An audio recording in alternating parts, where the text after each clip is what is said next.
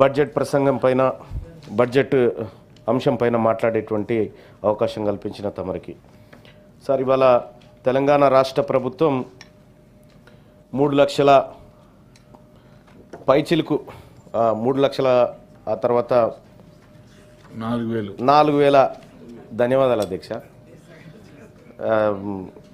ఎందుకంటే మేమేమున్నా సరి చేసేది మీరే కాబట్టి సో 3,04,965 కోట్ల రూపాయల బడ్జెట్ని 2025-26వ ఆర్థిక సంవత్సరానికి తెలంగాణ రాష్ట్ర ప్రభుత్వం ప్రవేశపెట్టింది అధ్యక్ష. ఈ బడ్జెట్ చూస్తూ ఉంటే నోరూరుతా ఉంది అధ్యక్ష, చాలా స్వీట్గా అనిపిస్తూ ఉంది బడ్జెట్. అయితే అధ్యక్ష నాకు ఈ సభ సభ్యుడిగా నాకున్నటువంటి ఒక హక్కుల ద్వారా మిమ్మల్ని తమరి ద్వారా ప్రభుత్వాన్ని రిక్వెస్ట్ చేస్తున్నా అధ్యక్ష. ఈ 3,04,965 కోట్ల బడ్జెట్ ఏదైతే ఉందో ఇది మొన్న మనం లెక్కబెట్టిన 3,70,00,000 మందికా లేకపోతే 4,20,00,000 మందికా, ఇది ఒక్కసారి క్లారిటీ కావాలి సార్. ఇది ఎందుకంటే సార్ నాకు ఇంకా కన్ఫ్యూజన్ సార్. నాకు ఒకవేళ 4,20,00,000 మందికి అయితేనేమో నేను వేరే మాట్లాడతా సార్, ఒకవేళ 3,70,00,000 మందికి అయితేనేమో వేరే మాట్లాడతా సార్. సార్ ఎందుకంటే ఇక్కడ ఈ బుక్లోనేమో 3,70,00,000 మంది కానీ ఈ టేబుల్ మీదనే పెట్టింది అధ్యక్ష గవర్నమెంటు, కానీ ఇందులోనేమో 4,21,00,000 మంది ఉన్నారని ఈ బుక్లో పెట్టింది సార్ గవర్నమెంటు. ఈ రెండిట్లో లేదు కరెక్ట్ సార్. మమ్మల్ని తప్పుదో పట్టించింది ఏ బుక్ ఒకసారి దయచేసి తమ ద్వారా తెలియజేయాలి సార్. ఎందుకంటే ఈ బడ్జెట్ 4 కోట్ల మందికా 3,70,00,000 మందికా ఈ లెక్క తెలిస్తే ఏదానికి ఏదనేది మాకు కన్ఫ్యూజన్ పోతుంది సార్. ఈ రాష్ట్ర ప్రభుత్వం ఈ పుస్తకంలో తెలంగాణ రాష్ట్ర జనాభా 4,21,00,000 మంది ఉన్నారని ఈ బుక్లో చెప్తా ఉంది. ఈ రాష్ట్ర ప్రభుత్వం చేసినటువంటి సర్వేలో 3,70,00,000 మంది జనాభా అని చెప్తా ఉంది. బడ్జెట్ ఎంతమందికో అర్థం కాక నేను కన్ఫ్యూజన్లో ఉన్నా సార్. రైట్ సార్, నాకు తెలిసి ప్రభుత్వం దానికి ఏం సమాధానం చెప్తుందని నేను అనుకోవట్లేదు సార్. రైట్ అక్క, మా అక్క చెప్తే నేనే సంతోషపడతా, మా సీతక్క చెప్తే సార్. ఇక 2024-25 బడ్జెట్కు సంబంధించి ఇదివరకు దాకా అంటే రాష్ట్ర ప్రభుత్వం నుంచి నాకు అందిన లెక్కల వరకు సార్ గత బడ్జెట్లో 6 గ్యారంటీల కోసం 53,196 కోట్ల రూపాయలు అలొకేషన్ చేసి 32,000 కోట్ల రూపాయలు ఖర్చు చేసినట్టుగా ప్రభుత్వ లెక్కలలో కనిపిస్తూ ఉంది సార్. మూసీ ప్రాజెక్టు కోసం 1,000 కోట్లు ఇచ్చి 1,000 కోట్లు అలొకేషన్ చేసి 600 కోట్లు ఖర్చు చేసింది. ఇండస్ట్రీస్ డిపార్ట్మెంట్ కోసం 2,500 కోట్లు పెట్టి 1,500 కోట్లు ఖర్చు చేసినట్టుగా తెలుస్తూ ఉంది. అలాగే ఐటీ డిపార్ట్మెంట్ 774 కోట్లు పెట్టి 500 కోట్లుగా కనిపిస్తూ ఉంది. పంచాయతీరాజ్ డిపార్ట్మెంట్ 40,080 కోట్లు పెట్టి డిసెంబర్ నాటికి 24,500 కోట్లు ఖర్చు పెట్టినట్టుగా తెలుస్తూ ఉంది. అలాగే మున్సిపల్ అడ్మినిస్ట్రేషన్ డిపార్ట్మెంట్ 11,692 కోట్లు పెట్టి ఇట్లా సార్ డిసెంబర్ నాటికి పోయిన బడ్జెట్ని 2,91,000 కోట్ల బడ్జెట్ ఏదైతే పోయినసారి పెట్టుకున్నామో దాంట్లో డిసెంబర్ నాటికి 2024 డిసెంబర్ నాటికి మనం 60% దాటి ఖర్చు పెట్టలేకపోయినాం సార్. అంటే అన్ యావరేజ్గా ఒక 3 నెలలకు కేవలం 20% చొప్పున పెట్టుకుంటూ రాగలిగినాం. ఆ తర్వాత 3 నెలలకు కూడా 20, అంటే నాకు తెలిసి 80% మాత్రమే ఖర్చు చేయగలిగినాం అనేటువంటిది గత బడ్జెట్ లెక్కలు చెప్తున్నటువంటి లెక్కలు అధ్యక్ష. సార్ మనకున్నటువంటి అంచనాలు మనకు తెలిసిపోయింది, అప్పులు మనకు తెలిసిపోయింది. ఖుద్దు ముఖ్యమంత్రి గారే చెప్పినారు కూడా, ఎందుకంటే ఆయన ఓపెన్గా మాట్లాడే మనిషి కాబట్టి ఊపర్ షేర్వాణి అందరు పరేషాన్ అనేటువంటి మాట ఆయన కూడా చెప్పిండు. ఈ అన్నీ తెలిసిన తర్వాత కూడా ఈసారి 3 లక్షల పైచిలకు బడ్జెట్ పెడితే అందులో క్యాపిటల్ ఎక్స్పెండిచర్ కానీ రెవెన్యూ రిసిప్ట్స్ కానీ ఇవన్నీ ఎక్కడ కూడా మ్యాచింగ్ కనిపిస్తలేవు అధ్యక్ష, ఎక్కడ కూడా పొంతన కనిపిస్తలేవు. ఇది ఫుల్ఫిల్ చేయగలుగుతామా లేదా అనేటువంటి పరిశాన్ కనిపిస్తూ ఉంది అధ్యక్ష. సో రాష్ట్ర ప్రభుత్వం వాటిని ఎట్లా చేస్తుందో మరి చూడాల్సినటువంటి అంశం అధ్యక్ష. ఇప్పటికే అంటే ఒక బడ్జెట్ అయిపోయింది, రెండో బడ్జెట్. ఈ బడ్జెట్ వచ్చే ఏడాది మార్చి వరకు మనకి ఈ బడ్జెట్ కనిపిస్తుంది. అంటే దాదాపు 2 సంవత్సరాల కాలం అయిపోయింది అధ్యక్ష. కాంగ్రెస్ పార్టీ మేనిఫెస్టోలో సగం మేనిఫెస్టో ఖతమైపోయింది. ఇక మిగిలింది సగం సజీవంగా ఉంది. అది కూడా ఎప్పుడైపోతుందో చూడాలి అధ్యక్ష. అధ్యక్ష, ఇక్కడ రాష్ట్ర ప్రభుత్వం చెప్పినటువంటి కొన్ని అంశాలను తమరి ముందు ఏకరువు పెడతా అధ్యక్ష. ఇక్కడ డైట్ ఛార్జీలు, కాస్మెటిక్ ఛార్జీలు రాష్ట్ర ప్రభుత్వం పెంచింది అధ్యక్ష. సరే, ఈ పేద పిల్లల పట్ల రాష్ట్ర ప్రభుత్వానికి ఎంతో కొంత కన్సర్న్ ఉంది కాబట్టి రాష్ట్ర ప్రభుత్వానికి ధన్యవాదాలు తెలియజేస్తా ఉన్నా అధ్యక్ష. కానీ ఇక్కడ ఒక చిన్న విషయం మాట్లాడుకోవాలి అధ్యక్ష. పెంచినటువంటి ఛార్జీలు ఇవి ఎంతవరకు ఈ పిల్లలకు సరిపోతాయి, ఎంతవరకు అనేది ఒకసారి చూస్తే, క్షమించాలి అధ్యక్ష, డైట్ ఛార్జీలు 3వ తరగతి నుంచి 7వ తరగతి వాళ్లకు గతంలో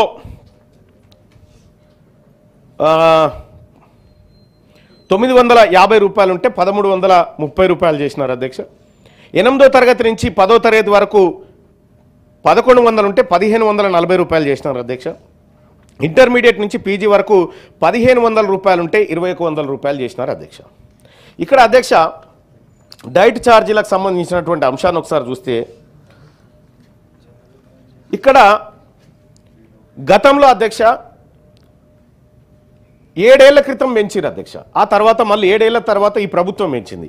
7 ఏళ్ల కింద కోడిగుడు ధర ₹3.60 ఉండే అధ్యక్ష.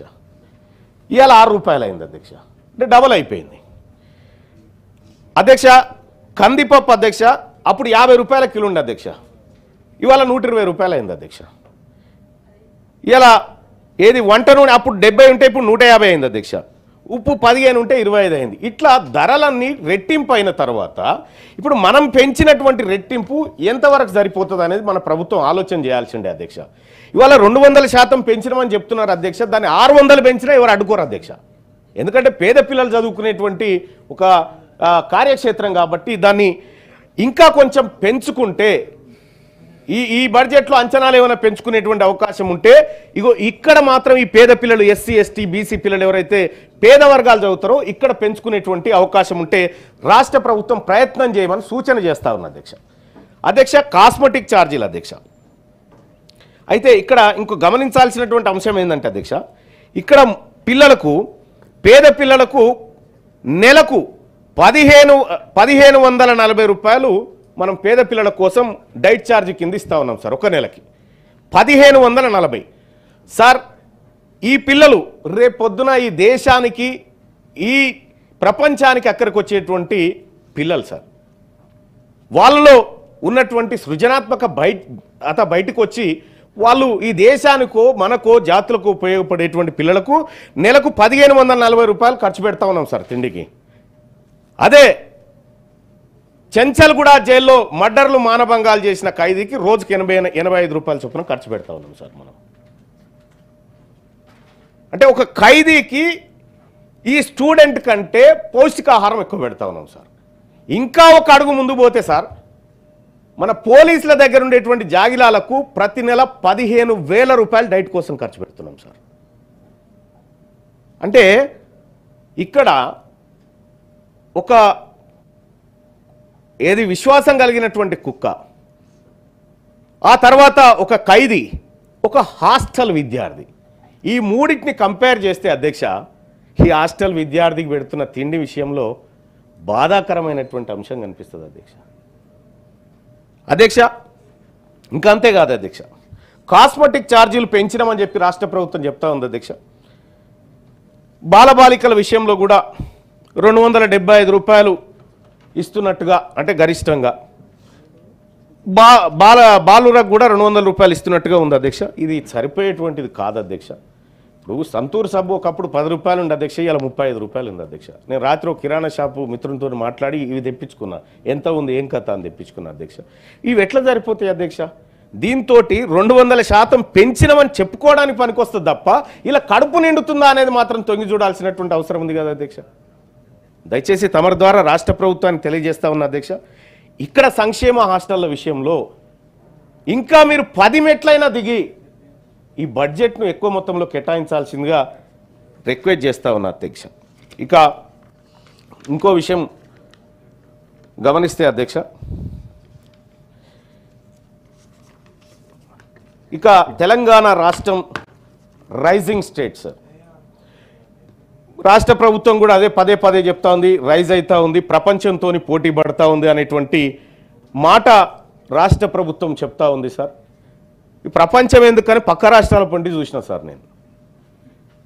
ప్రపంచం దాకా పోలే కానీ పక్క రాష్ట్రాలు చూస్తే ఆంధ్రప్రదేశ్, తమిళనాడు, కర్ణాటక, మహారాష్ట్ర, కేరళ వీళ్ళకి సంబంధించినటువంటి సోషో ఎకనామిక్ అవుట్లుక్లన్నీ రాత్రి ముంగటేసుకొని కూర్చున్నారు అధ్యక్ష.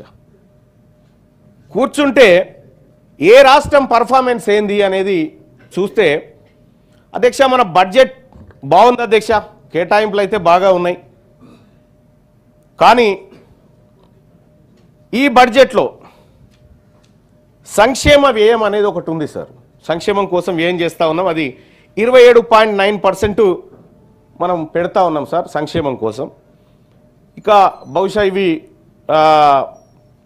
అటు ఆంధ్రప్రదేశ్ ఏమో 26 పెడతా ఉన్నాం సార్, కర్ణాటక 25%, మహారాష్ట్ర 20% పెడతా ఉన్నాం సార్. మనం ఎక్కువ శాతాన్ని సంక్షేమం వైపు తీసుకుపోతా ఉన్నాం సార్.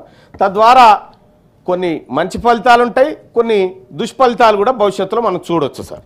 ఇక విద్యా వైద్యం ప్రధానమైన సార్ ఏ దేశానికైనా.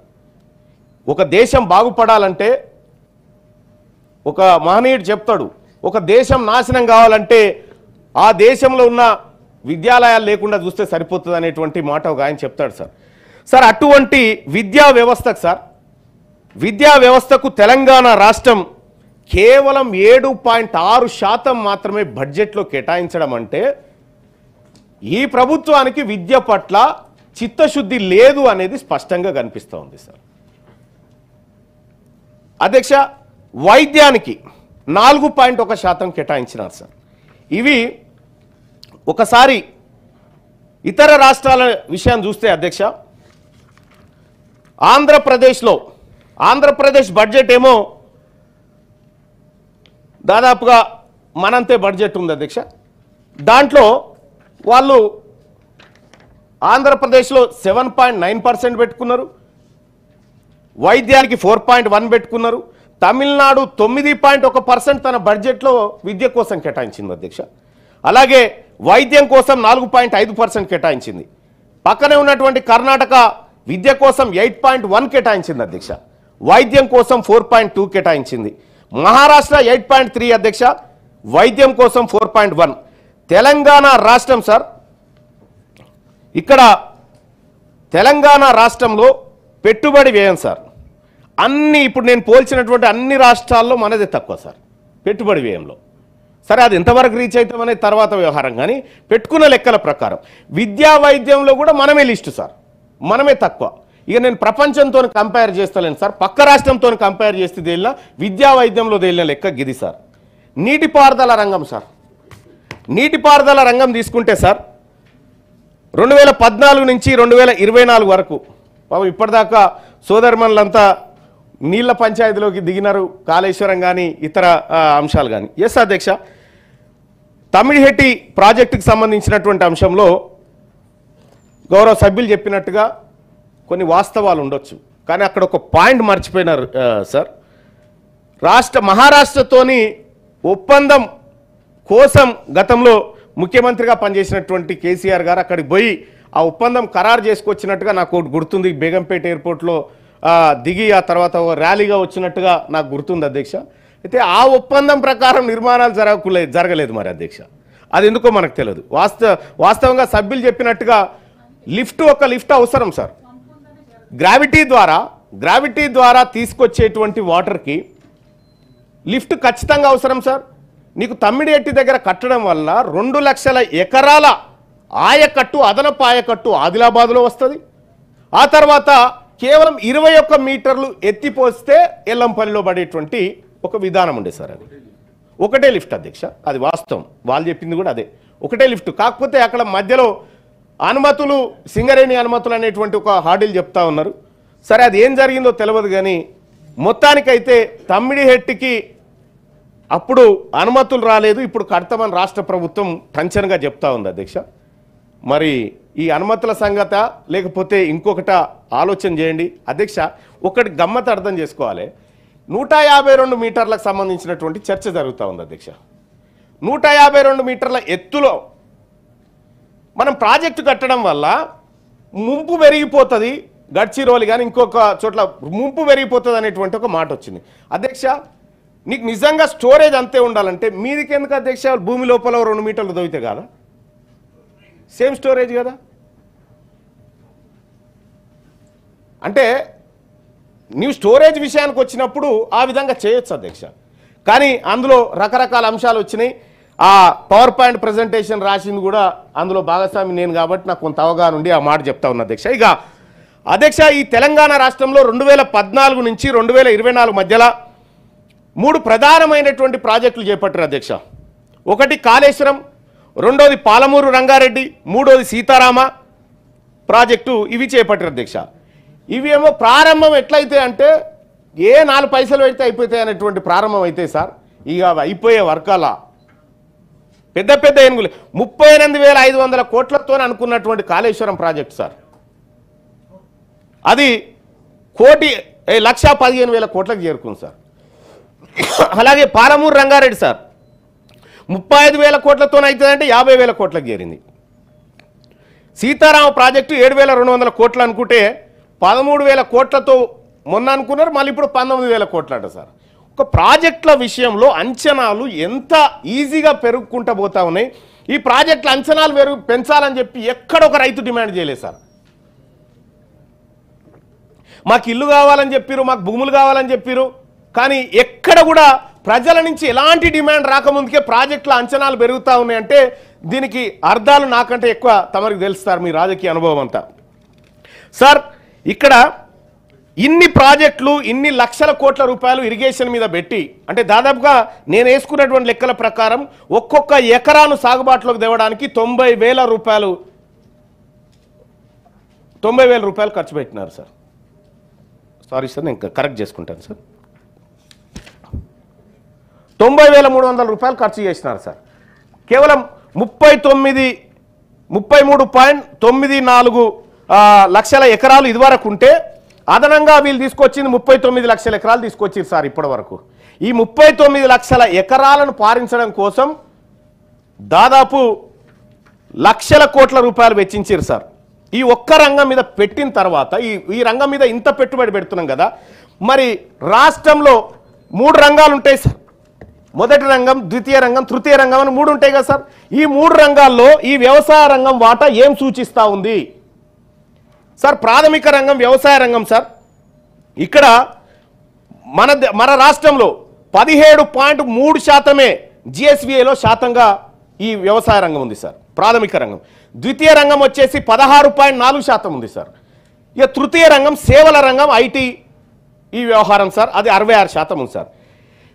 గడిచిన 10 సంవత్సరాలలో వ్యవసాయ రంగం వాటా తగ్గిపోతూ ఉంది, పారిశ్రామిక రంగం వాటా తగ్గిపోతూ ఉంది, సేవల రంగం 1.5 పెరిగింది అధ్యక్ష. ఈ సేవల రంగం కూడా ఇలాగే ఉంటుందని చెప్పడానికి లేదు అధ్యక్ష.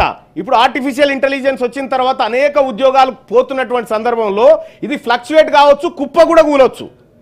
అంటే తెలంగాణ రాష్ట్రము ఏ రంగం మీద ఈ ఆర్థికం ఆధారపడి ఉందంటే సేవల రంగం మీద మెజారిటీగా ఆధారపడి ఉంది సార్. ఇది ఈ ఆర్థిక వ్యవస్థకు ప్రమాదకరమైనటువంటి గంటిక సార్.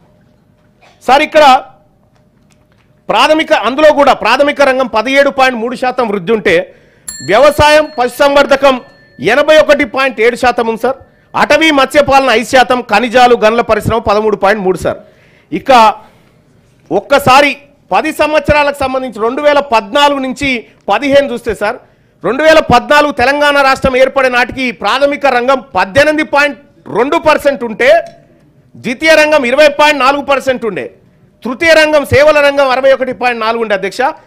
2014 నుంచి 2024 వచ్చేసరికి ప్రాథమిక రంగం పడిపోయింది అధ్యక్ష. ద్వితీయ రంగం 4% పడిపోయింది, సేవల రంగం ఒక 5% పెరిగింది సార్. ఇది ఏ మాత్రానికి ఇది భవిష్యత్తులో ఆర్థికంగా ఈ రాష్ట్రం పటిష్టంగా నిలబడడానికి సరిపోయేటువంటి విధానం కాదు. అందుకోసమే రాష్ట్ర ప్రభుత్వం ఇండస్ట్రీల వైపు ద్వితీయ రంగం వైపు దృష్టి పెట్టాల్సినటువంటి అవసరం ఉంది. ఇతర రాష్ట్రాలతో పోల్చినప్పుడు మనం ఎట్లా ఉన్నాం అనేది ఒక్కసారి చూస్తే అధ్యక్ష, తెలంగాణ రాష్ట్రం కంక్లూడ్ చేయండి. చేస్తాను సార్. 24 మంది ఉన్నారు మొత్తం. అవును సార్, 24 మంది ఉన్నారు సార్, మనం తక్కువ ఉన్నాం సార్ ఇలా సార్. మాట్లాడేవాళ్ళ లిస్టు అచ్చా మాట్లాడేటోళ్ళా సార్? అచ్చా అందరు మాట్లాడాలి కదా సార్, మీరు ఉన్నారు కాబట్టి మాట్లాడగలుగుతున్నాం సార్, లేకపోతే ఎట్లా సాధ్యమవుతుంది సార్ ఇది? ఇక్కడ ఈ 2 రంగాలను మనం నిర్లక్ష్యం చేసినట్టయితే ఈ తెలంగాణ భవిష్యత్తులో అనేకమైనటువంటి ఇబ్బందులు ఎదుర్కొంటుంది సార్. ఇక సార్ నేను త్వరగానే కంక్లూడ్ చేస్తాను సార్, ఎందుకంటే మిగతా వాళ్ళు కూడా మాట్లాడేది ఉంది. ఇదొక్కటి రాష్ట్ర ప్రభుత్వం దగ్గర తీసుకున్నటువంటి లెక్క సార్. దీన్ని తెలంగాణ రాష్ట్ర ప్రభుత్వం, ఇది యాక్చువల్గా సంక్షేమ హాస్టళ్ల టైంలో మాట్లాడాల్సిందే, ఇప్పుడు మాట్లాడుతున్నా సార్. 2023-24లో కొత్త హాస్టల్ 4 గడతాను పెట్టుకుంది సార్ గత ప్రభుత్వం. మొన్న మన ప్రభుత్వం వచ్చి 4 హాస్టల్ కడతాను పెట్టుకుంటే ఒక్కటి కూడా కట్టలేదు సార్ ఇప్పటిదాకా. ఇంకా గమ్మత్ విషయం ఏంటంటే మొన్న మన ప్రభుత్వం 2,85,000 మందికి మెట్రిక్ అనంతరం ఉపకార వేతనాలు ఇస్తామని పెట్టి 40,000 మందికి ఇచ్చింది సార్. అలాగే 2023-24లో 2,85,000 మందికి ఇస్తామని 1,00,000 మందికి ఇచ్చారు సార్. ఇప్పటికంటే గత వాళ్ళు 60,000 ఎక్కిచ్చారు సార్. ఇక్కడ ఇప్పుడు మళ్ళీ 2,25,000 మందికి ఇస్తామని టార్గెట్ పెట్టుకురు సార్. కనీసం అదన్నా రీచ్ కావాలని రిక్వెస్ట్ చేస్తా ఉన్నా సార్. ఇక హాస్టళ్లలో 94,800 మందిని హాస్టళ్లలో పెడతామని చెప్పి నింపాలని చెప్పి రాష్ట్ర ప్రభుత్వం లక్ష్యం పెట్టుకుంటే 2023-24లో 19,000 మందిని రీచ్ కాలేదు సార్. సేమ్ 2024-25లో కూడా అదే పరిస్థితి సార్. ఈసారి రాష్ట్ర ప్రభుత్వం ఏం పెట్టిందంటే భయంకరంగా, ఈసారి మేము తెలంగాణ హాస్టళ్లలో గతంలో 94,000 మంది టార్గెట్ పెట్టుకుంటే ఇప్పుడు 82,000 మందిని పెట్టుకుంటే దాదాపుగా 12,000 మందిని హాస్టల్కి దూరం చేసేటువంటి కార్యక్రమం దిగ్విజయంగా టార్గెట్గా పెట్టుకుంది ఈ రాష్ట్ర ప్రభుత్వం. ఇంకా అధ్యక్ష, చాలా ఈ రాష్ట్ర ప్రభుత్వం చేసినటువంటి కొన్ని కార్యక్రమాల ద్వారా అనేకమైనటువంటి ఇబ్బందులు ఎదుర్కొంటా ఉంది అధ్యక్ష. ఇగో నేను కంక్లూడ్ చేయదలుచుకున్నా అధ్యక్ష. ఇక ఎందుకంటే తెలంగాణ రాష్ట్ర ప్రభుత్వం ప్రజలకు ఇచ్చినటువంటి మేనిఫెస్టోకి సంబంధించినటువంటి హామీలు సార్, 6 గ్యారంటీలకు సంబంధించి ఇవాళ తెలంగాణ జనం అడుగుతా ఉన్నారు సార్. అమరవీరుల కుటుంబాలకు ప్రభుత్వ ఉద్యోగం ఇచ్చి 25,000 రూపాయల పెన్షన్ ఇస్తామని మనం మేనిఫెస్టోలో పెట్టుకున్నాం సార్. ఇప్పటి వరకు వాళ్ళని కనీసం ఆ టాపికే లేదు సార్. మహిళలకు 2,500 రూపాయలు ప్రతి నెల ఇస్తామని చెప్పి ఫైనాన్షియల్ అసిస్టెన్స్ చేస్తామని చెప్పి మనమే చెప్పినాం, అది ఇప్పటి వరకు లేదు. ఆ తర్వాత 15,000 రూపాయలు పర్ ఎకర్కి ఇస్తామని చెప్పినాం. మరి ఆ రైతు కూలీలకు కూడా 12,000 ఇస్తామని చెప్పినాం, ఇంకా అందనట్టు. ఇక అలాగే విద్యా భరోసా కార్డు 5 లక్షల రూపాయలు ఇస్తామని చెప్పినాం సార్, అది అడుగుతా ఉన్నారు జనం. తెలంగాణ ఇంటర్నేషనల్ స్కూల్ ప్రతి మండలంలో పెడదాం అనుకున్నాం సార్, అక్కడోటి పెట్టినాం సార్. అంతకంటే సార్ కంక్లూడ్ చేస్తున్నాను సార్. ఇట్లా తెలంగాణ రాష్ట్ర ప్రభుత్వం అనేకమైనటువంటి ఆశలు ప్రజలకు కల్పించి బడ్జెట్లో మాత్రం ఎలాంటి కేటాయింపులు లేవు. ఈ కేటాయింపులు లేకపోతే ప్రజలకు మనం పరోక్షంగా ఏం చెప్తా ఉన్నాం, మా వల్ల కాదు, మేము ఇయ్యలేము, మేము అబద్ధం చెప్పినామని రాష్ట్ర ప్రభుత్వం ప్రజలకు చెప్పదలుచుకుందా అనేది నేను తమరి ద్వారా ప్రభుత్వాన్ని రిక్వెస్ట్ చేస్తా ఉన్నాను సార్. అలాగే ఈ బడ్జెట్ విషయంలో సంపూర్ణంగా మేము మద్దతు ఇవ్వాలనేటువంటి ఆలోచన ఉండే సార్. కానీ ఈ లెక్కలు మా బీసీలకు పెట్టినటువంటి లెక్కలు సార్. 9,200 కోట్లు మా బీసీలకు పోయినసారి పెడితే 5,200 కోట్లు కూడా ఖర్చు పెట్టలేదు సార్. ఇప్పుడు 11,000 కోట్లు పెడితే రేపు 400 కోట్లు చేస్తారో దాన్ని ఏం చేస్తారో అర్థమైతలేదు సార్. సరే సరే, ధన్యవాదాలు సార్. ఈ బిల్లుకు ఏదైతే ఈ బడ్జెట్ ఉందో ఈ బడ్జెట్ కు మేము నిరసనతో మద్దతు తెలియజేస్తా ఉన్నాం సార్. మంచి